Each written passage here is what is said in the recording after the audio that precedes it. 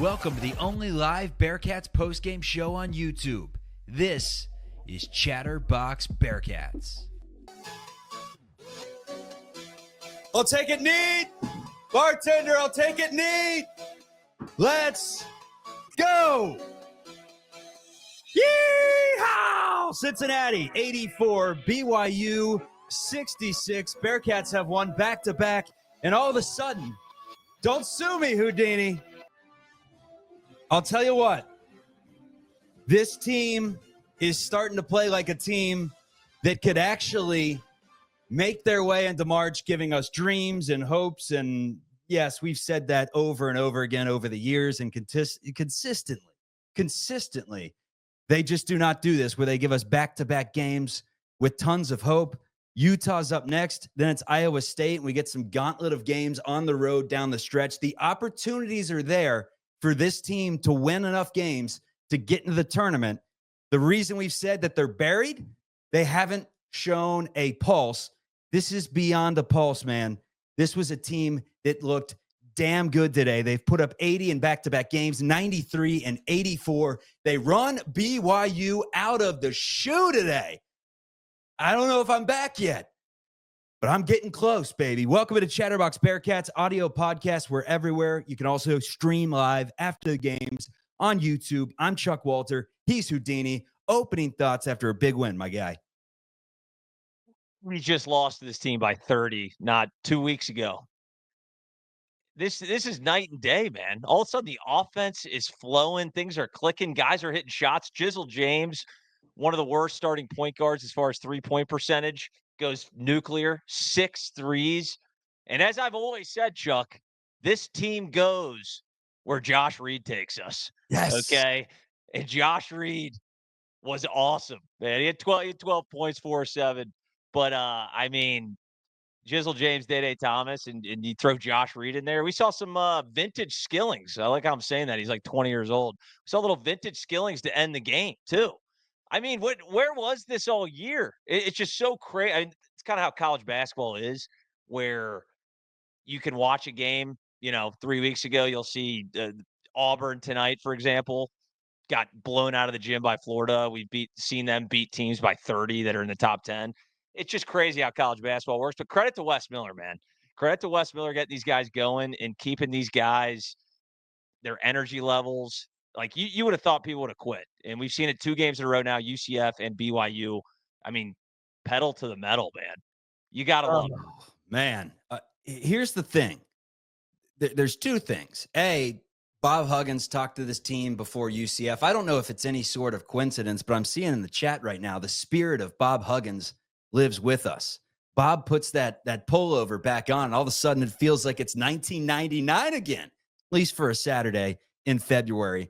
I may remind you the team is now 4-8 in the Big 12. So still a lot of work to do. However, we'll break down the schedule as the show moves along, because there is just the slightest pulse. That march music in the backwards levels, probably a little too loud out of the gate for one win. But man, I will tell you this. We should get Houdini on the staff, because weeks ago he said, put a ping pong table in the locker room, and Wes didn't go that far. But he did say one thing. Actually, you know who it probably was? It was probably Halvin Zealot, who's working on his English. He raised his hand when Wes said, do we have any answers? And he said, we could play dodgeball. And no, we could play dodgeball. And it worked. They played dodgeball in a practice, and since then they're scoring 90. It's amazing. It really is. I mean, this isn't the NBA. We didn't hit the trade deadline heavy and bring in some new guys. These are the same guys that we saw put up 50 points a game, multiple games in the Big 12. And then they're going for 90. And this was one of those games where, if you watch the first half, especially how we ended the first half, I was like, we're trying to go toe-to-toe with BYU shooting the three ball like this. And nope, we came right out in the second half and continued to light it up. It's a little bit of confidence goes a long way. It's just crazy to me that this is the same team that we watched all year. I wish we would have. I mean, God forbid, if we just beat Utah, I'd feel a whole lot better. But we didn't, and now we got a huge uphill battle. But it's fun again to watch UC basketball, man. It really is. This was awesome. 2 games in a row. We haven't seen that all year. And the computers like us. We know this. The BPI loves us. When it comes to Selection Sunday, they're going to give us the benefit of the doubt. Look, it's BYU. We got a long way to go. They're on the bubble as well. But when you look at the schedule with some of the teams we have remaining, Oklahoma State, Kansas State beat Kansas today, so they're no slouch. But TCU, there are some winnable games. There are some games there that you could get to 8, 9 is going to require a win that you're probably not supposed to. But hey, we like it. We love the way Jizzle James played today. Let's start with him, and let's take us back to October and play this clip where one of the hosts on the show said something that in this moment sounds better than it did 24 hours ago. I still feel like an idiot clipping it, but enjoy, everyone. I think Jizzle James is an all-conference level talent. I thought his ceiling at one point last year was Davion Mitchell. I think his ceiling's Ja Morant. Whoa. Clip it. Clip that. I think he's a superstar. Maybe a little bit of a stretch after one game, but you see what I was seeing in the offseason. 9 of 14 from the floor, 6 of 8 from 3, 3 assists in the game, did turn it over 3 times. That assist to turnover ratio, not very Ja Morant-like. But, man, he has some skills there to where it's like when this guy is hot, if he's knocking down shots like this, you just feed him the basketball. I mean, they were throwing doubles at him. After every single ball screen, they were hedging deep to where he had to work for those 24 points. And that was the best game he's played in the Bearcats uniform. I know after Kansas last year, that was a good one, but correct me if I'm wrong, best game we've seen from Jizzle James. I don't know if it's the best game. I mean, it's the best shooting night we've ever seen. He went 6 of 8 from 3. And that'll really help, expand your offensive game when guys got to run out to you and they can't give you an inch at the 3-point line. Makes dribbling into the lane a little bit easier, getting by your guy a little easier. But he's actually, I mean, really the last 4 games outside of he put up a goose egg. What was the game? Like 3 games ago. I can't remember what it was. He put up a goose egg, though. But besides that, I think he's got like 15, 18, 24. He's really picking it up.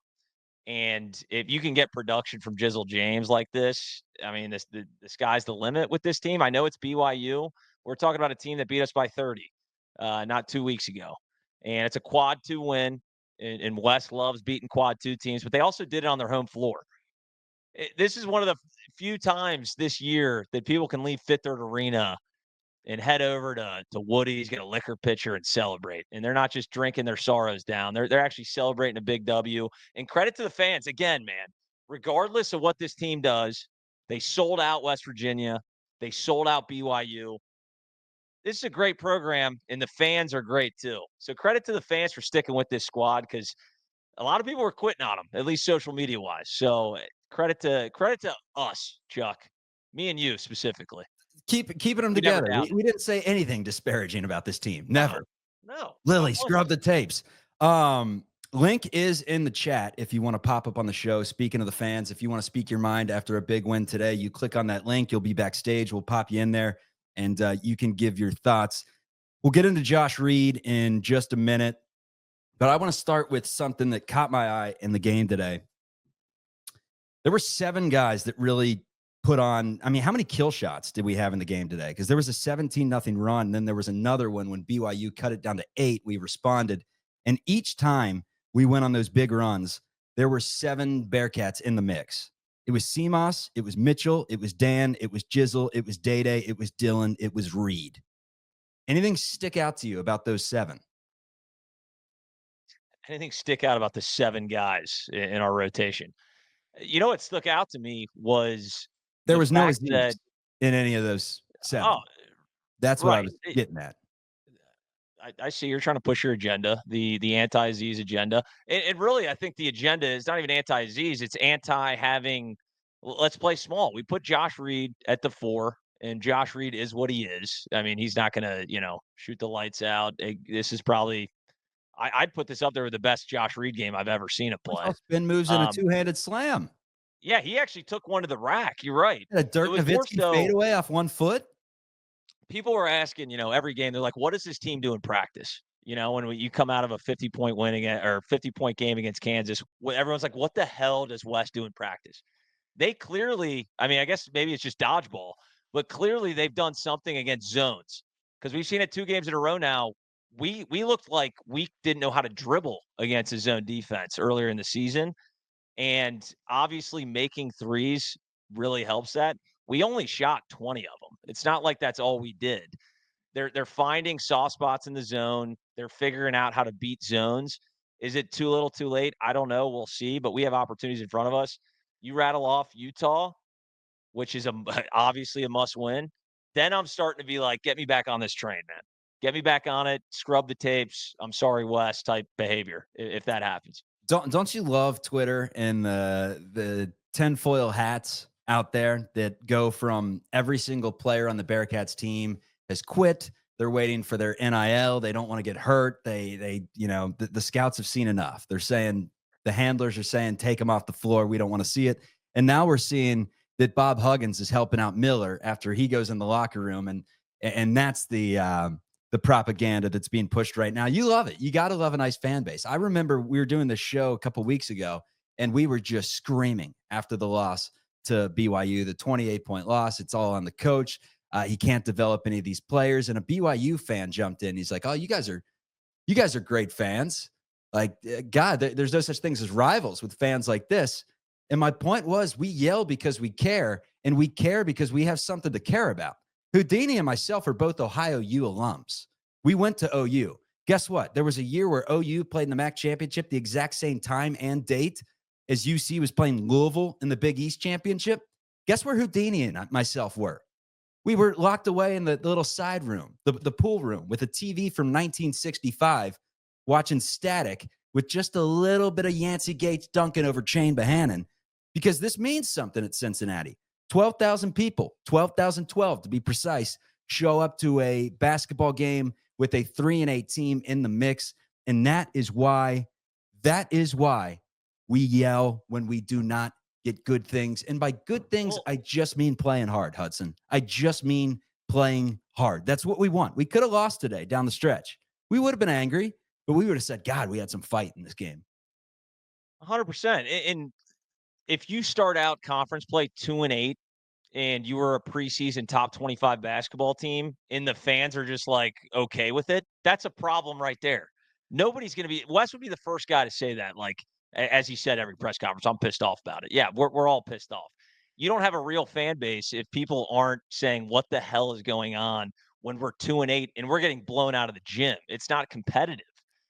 So no, I don't regret any, talking shit about this team based on the way they played. I mean, it's impossible not to. It was some of the worst basketball you'll ever see. And credit to them for sticking with it and sticking with Wes. And I guess Wes's message is kind of getting through to the kids right now.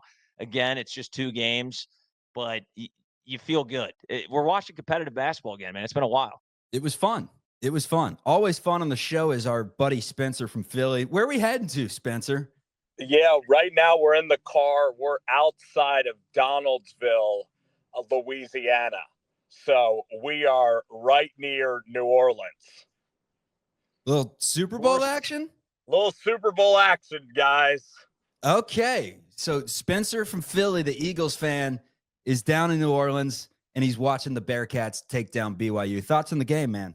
Yeah, because they had to give me something to phone into the show, guys, because usually, I have my studio, I have my microphone, I'm comfortable in the home studio, but it inspired me. I mean, I'm right outside of a Walmart here, and I was watching the Bearcats on my phone on ESPN, and Jizzle James, I mean, it was scintillating. I mean, this story is unbelievable. Spencer feels like he could fly, man.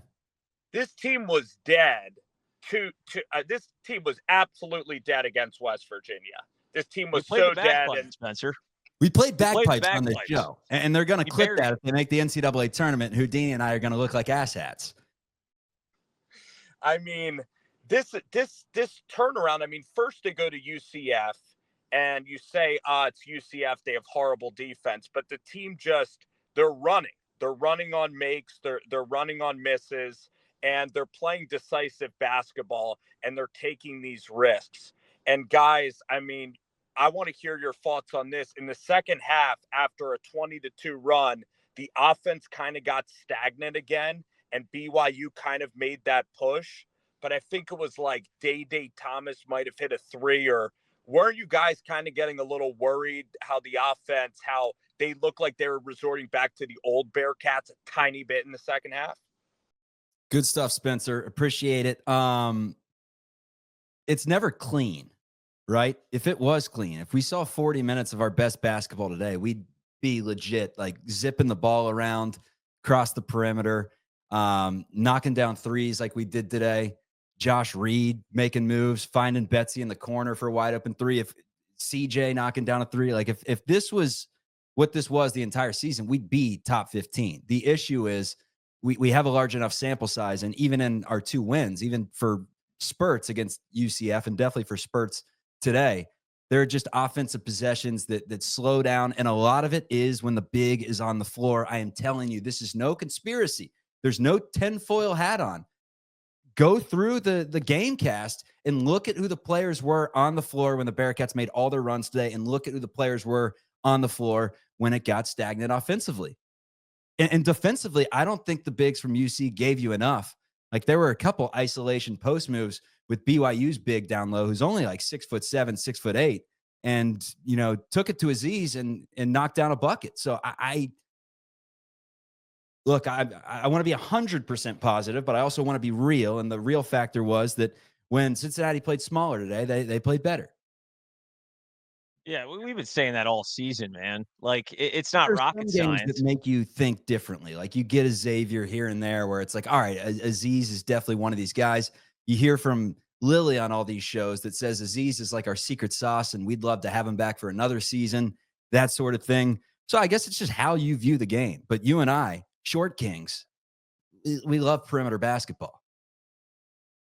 It just opens the offense up so much more. And I'm not really hating on Aziz by any means right now. It's really just depending on what team you're playing, the matchups, what makes sense. And when you have 2 guys on the floor at the same time that can't shoot the ball past 5 feet from the rim, that causes the lane to get pretty clogged up. Guys like Day Thomas and Jizzle James, Seamus Lukosius, it's a struggle when they're getting doubled in the paint, and there's no help outside of that. You give the ball to Aziz, even on the post. If he had any interior moves, it'd be a different story. He does not have that. So he's basically a waste of space on the offensive side of the ball. Certain games and certain matchups, when they got like a true, 7-footer out there, he's going to be a great defensive matchup. So, like, I still like Aziz in situations, but it's clear that you need to open up the floor a little bit, space things out, get more open looks. Again, the offense is going to look great if Jizzle James makes 6 out of 8 threes, right? He's been one of the worst 3-point shooters in Big 12 with the volume that he shot. If he can even get a semblance of what we saw tonight from 3, that opens up everything, man. Because we had good games from Aziz finished with 9 and 6. You're looking at Dylan Mitchell only had 6 points, but he did a lot of the little things, I thought, and Seamus still can't really find it. So we still won a game with Seamus with 5 points. Team as We a had whole. 84. Yeah, team as a whole shot at 58% from the floor, 34 of 58, 10 of 20, good for 50% from deep. Knocked down some of their free throws, 66%. That was the only below average shooting statistic today. Aside from that, it was blistering from the floor. Also dominated the rebound advantage, 32-17, 17 assists on 34 made baskets for Cincinnati. And that's a lot considering Jizzle had 9 field goals. And, Jizzle's usually scoring off isolation basketball. So aside from that, almost all their buckets that went in were off assists. I thought Dan Skillings played awesome today. I know the stat sheet just says 4 or 5 off the bench for 8 points and 5 rebounds. I thought Dan Skillings was awesome, specifically the 4 rebounds that he had. One of them was one of those plays. It's like, all right, maybe Dan can play at the next level if he has the Velcro hands again that he seemed to lose for whatever since that knee injury. Overall, player-wise, Day had 15 to join Jizzle James's 24 in double figures. Josh Reed had 12. Let's start there with Josh Reed. There was a dunk in the second half that capped off a 17-0 run, a two-handed flush out in transition. Fifth third was going wild. Standing ovation from there. The bench was loving it. It was just good vibes all around. And I also got to give a lot of credit to Wes, not just Josh Reed in the game today. But credit to Wes, for shrinking the rotations down the stretch in the second half. After the first half, there were just a lot of hockey subs. And I know we've been asking for different lineups and saying just play the young guys at this point. But that was before UCF. A lot has changed in the last 40 minutes of game time because the Dan Skillings of the world, the Dylan Mitchells of the world, even, maybe not CMOS as much, but Jizzle, Day, these guys have woken up, and you feel like you now have 7, 8 guys that you can really rely on. And credit to Wes Miller, because it seems like he dials up some nice plays off timeouts and off turnovers and just set plays in general with the lob. And he did it again today. There was one where they got Betsy a clean look in the corner with 1.7 left on the shot clock. And it was like, Wes, you do this. You reel me in from time to time. So he dialed that thing up. The only complaint really that I have today, because I'm not even complaining about his E's, 9 and 6, he was fine. The only complaint that I have today is how the first half ended. Since he was up 5 with about a minute left, they were up 3 with 30 seconds left. If you're up 3 with 30 seconds left, the worst you should do is go into the half tied, right? Nope. BYU gets a bucket. Cincinnati goes the other end. Jizzle's dribbling the clock out pretty much at the top because there's like 3-second difference on the shot and game clock. And the double comes, does the wise thing, gets rid of it. All right, all of a sudden you're playing 4-on-3. Find the open man. CJ throws it. Was it a good pass? Was it a bad pass? I don't know, watching it on the TV broadcast, but threw it to Betsy. Betsy dropped it, goes out of bounds. BYU goes down the floor, knocks down a 3 and 1-3, hits the free throw. And after you're up 3 with 35 seconds left in the first half, you're down by 3 going into the locker room. What is it with the football and basketball teams at Cincinnati not being able to close out a stanza? I don't know. It truly is insane. Like you're right. You're looking at your 30 seconds left. You're like the worst case scenario. Worst case scenario. No, we foul on a 3, and that was I guess Josh Reed's worst moment of the game. He's the one that fouled. We got an issue with fouling 3-point shooters too, man. I don't know what it is, but it seems to happen way too much on this team specifically. And you got to guard the 3-point line. We let them have some wide open looks to get back into this. And I'm sitting there going, quit helping so much. Let these white dudes do their Mike and layups, and we could survive. We're up 18 points. They got it down to 9 just because we kept helping and getting wide open kickouts for threes.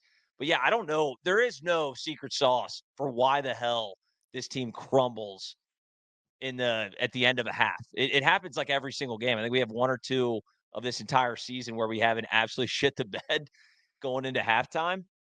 That's where I was actually, to Spencer's point, I was like, oh shit, we're going to lose this game. Just after that, and they came out swinging in the second half. So credit to Wes, credit to these guys, man, because they fought and they just looked awesome. They looked like a better team. And we just, like I said, we lost by 30 2 weeks ago. It was like the 25th of January, I think. We lost by 30 points, and we played the bagpipes. No, we played the bagpipes after the West Virginia loss, which, and isn't it funny how there was almost a different expectation in Fifth Third from the start tonight? Like literally from the start. It felt like going into the West Virginia game, the pulse of the fan base to me was like, all right, we are looking for a reason to be pissed off. Today, heading into the game, it was like, all right, we are looking for a reason to ever so slightly whisper. That's what happens when you win one game, Chuck. You win one game. Like we looked good against UCF, and that's all this fan base needs. That's all we need to get a semblance of hope. Like we looked horrendous until we played UCF. Then all of a sudden we're like, hey, maybe that's all the kids needed too, because the confidence changed. Guys are shooting shots, and we haven't really talked about Day Thomas because I know Jizzle James kind of stole a show tonight, but Day Thomas looks like a legitimate like go-to guy. And if you would have told me that in the offseason, like I was like, we always liked Day. He's one of the most athletic guys on the team, one of the quickest in the country. But he's starting to look like a real deal. Like you can give him the ball to create. He's knocking down a pretty mid-range jump shot. He's hitting threes now. Day Thomas, man. Credit to Nick Niehaus claiming he might be the best player like 2 weeks ago, because he does look like our most consistent guy game in and game out. I would not have thought that coming into the season.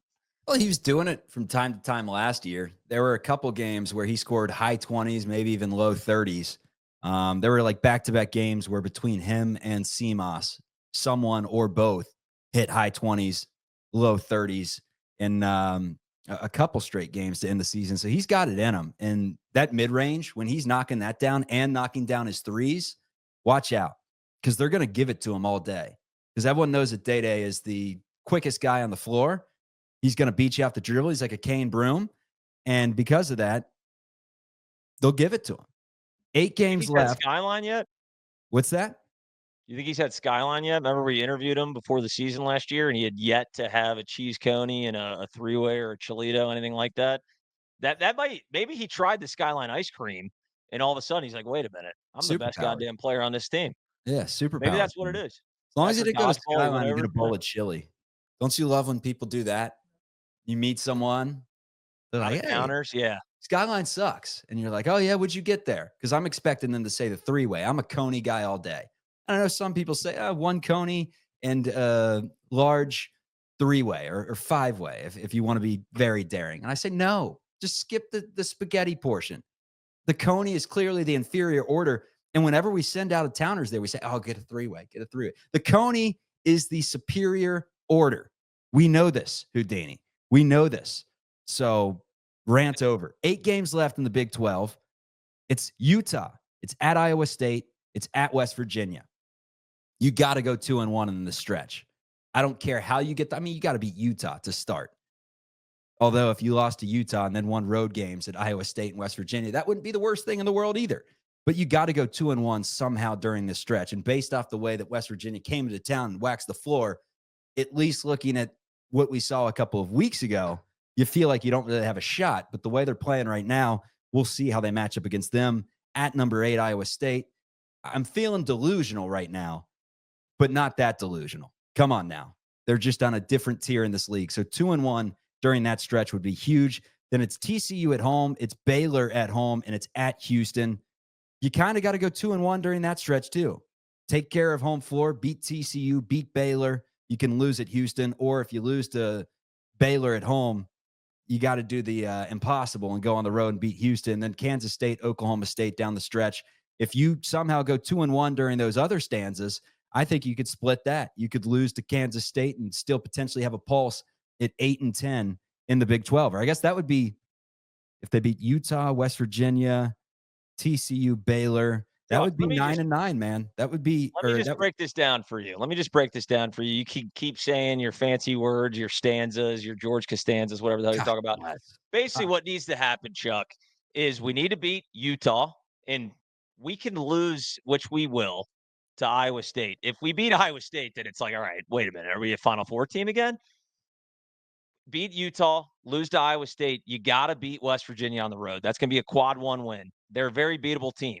That you can't even look at what we did last game because shit, we just lost to BYU by 30. Like, this is a different offense. If we can keep this trajectory going, we're going to be in a whole different playing field. So you beat West Virginia, you beat TCU, which is a must win. And if you beat Baylor at home, then you can lose that Houston game, beat Kansas State and at Oklahoma State. None of these are going to be easy wins, but then you're talking about a real tournament team. And I don't think it's that far out of reach. I really don't.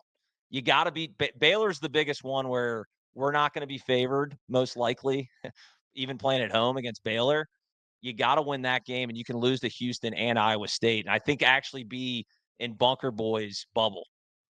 That's all we want, right? We just want to be sweating a little bit, changing shirts every once in a while in March, a little bit of perspiration because we don't know whether we're going to be in, we're going to be out. As of right now, we played bagpipes. We put the team under. Still a long way to go before they rise to the occasion and resurrect. Confidence matters. To go off your point there, confidence matters.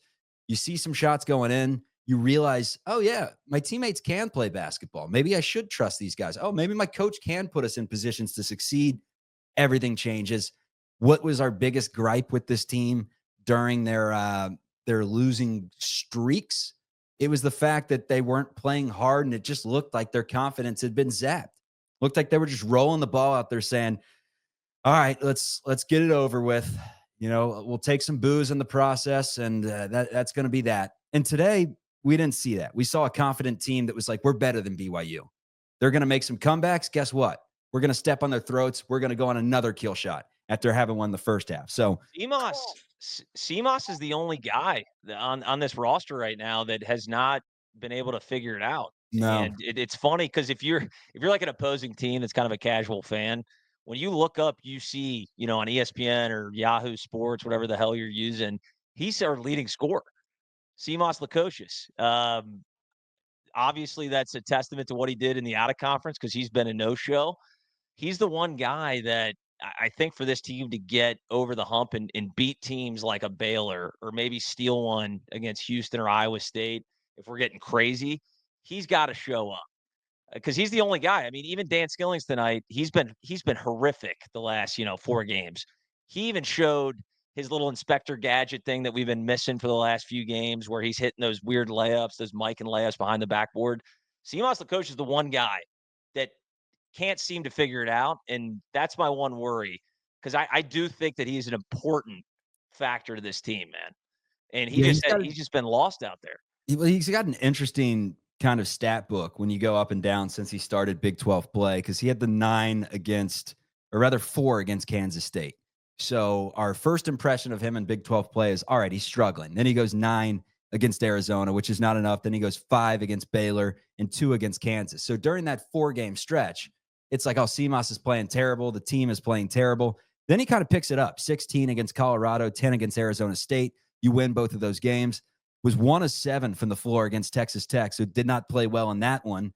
Obviously, that's another home game. That's one we remember a little bit more vividly than on the road at Colorado, because that one, you win. You win. You're not pointing fingers necessarily. You're more clapping it up. And then the 14 against BYU that he had, I mean, if he scored some of those points in the second half, you may not even been watching. So that one you disregard a little bit. He had 10 against Utah and then 8 against West Virginia and 7 against UCF. So he's had some decent games sprinkled in there, but not the Seamoss Lukosius we were used to down the stretch of last year, where it was like 22, 33, 21.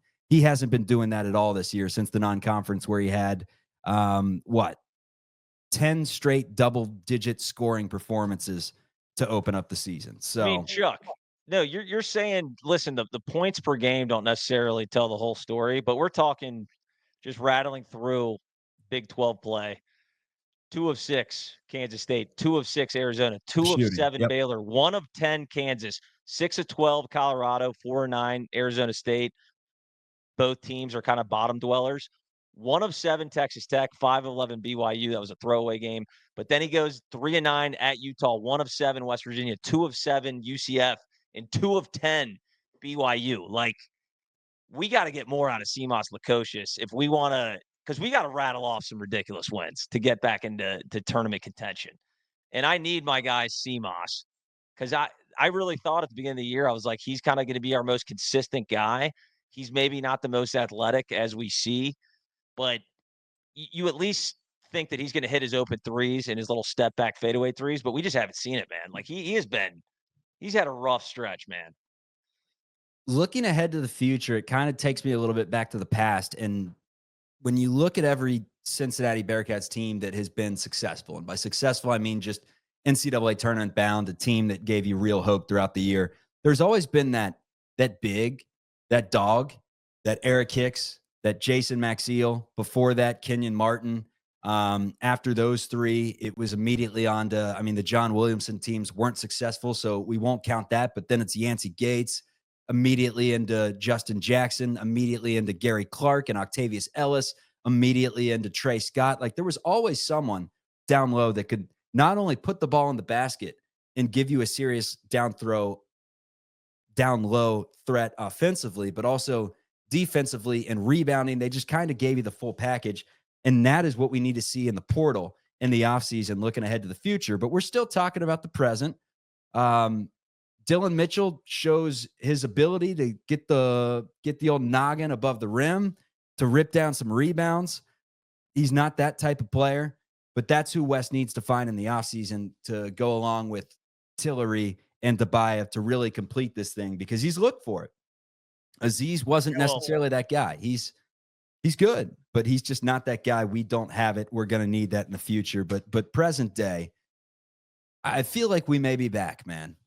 I mean, Well, It's a just to stupid put it thing into to say. context, Chuck, I know we're sucked right back We're in. so This stupid. is what Wes does. This is what Wes is so good at, man. Because we actually had, well, first off, let me just Steve Ross in the chat. He actually put this into a clean little bow for us. Is that CMOS is shooting 32% from the floor in conference play, 28% from three. So the stats are a little misleading. Like he really has been just dreadful in conference play. If anything, if you can learn anything from this season, is don't quit on certain players. Because Jizzle James looked like he shouldn't even be on the court last month, and now he's putting up 25 in a huge spot against BYU. But to your point, I don't think that we're one of our biggest struggles is we have no interior offense, and that's not going to show up. Maybe next year Wes is going to have to hit the portal. Maybe McKinley is the guy. Ooh. You can't really take anything that Wes says in the pressers as gospel because he's going to hype up every player. Like he claimed like Aziz was going to be. Remember one of his post games? He's like, we're looking to actually get Aziz more looks offensively. This was like 12 games into the season. I was like, what? What he's like, yeah, you're gonna be shocked what Aziz is gonna be doing offensively here soon. What are you talking about? Like, so we need to figure some interior scoring out. It's not gonna be this season with this roster. I think your best bet is to go small, like we talked about. Put Dylan Mitchell at the 5, even put Aziz at the 5, have Dylan Mitchell out, kind of stagger those minutes, and let Josh Reed do baby Zion stuff. That's what people are calling Josh Reed now. Baby Zion. You believe that? That's what they've been calling him? I haven't heard that one yet. Is that what they're calling him on the streets? Baby Zion. No, my dad never watched the UC game and was like, "Who is this? Who is this Josh Reed guy? This guy reminds me of Zion Williamson a little bit." I Oh, go, he said that "Dad, about Reed. I thought he was saying that about Mitchell. no, no, it's Josh Reed, dude. It's Josh Reed." I said, "Dad, put the bourbon down, get some rest." Put the Yeah. bourbon down, Tim. Go back to the farm. That's A and B. And then C. I mean, I guess you did see that two-handed dunk. Don't overreact, Tim. That's the big takeaway from the show today is from now on, and the issue is both of us are such diehards to where we're suckers. We get so high, we get so low. That's what fanatics do. From now on, we can't do this show without Lily. It's clear because he keeps us in check, right? He gives us a sense of levelness that we just do not have.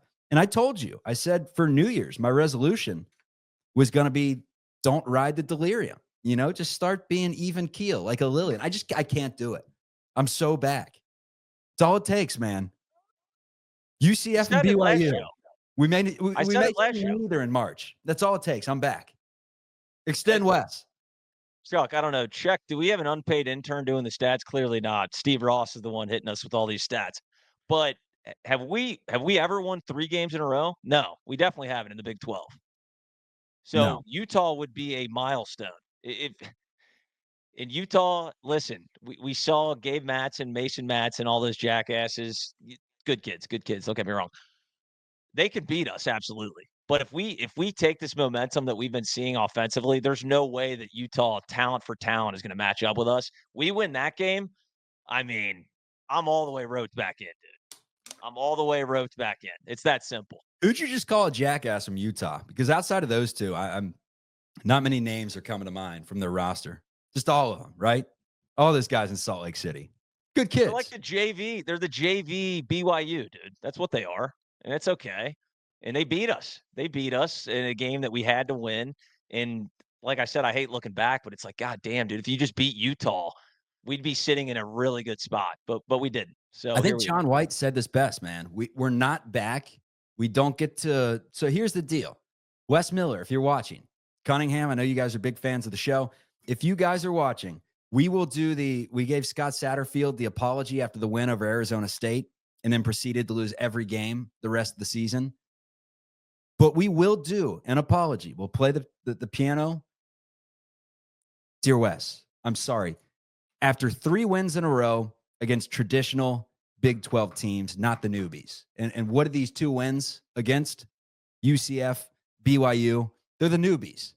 So we got to start taking down the traditional, the big boys from the Big 12, as they say.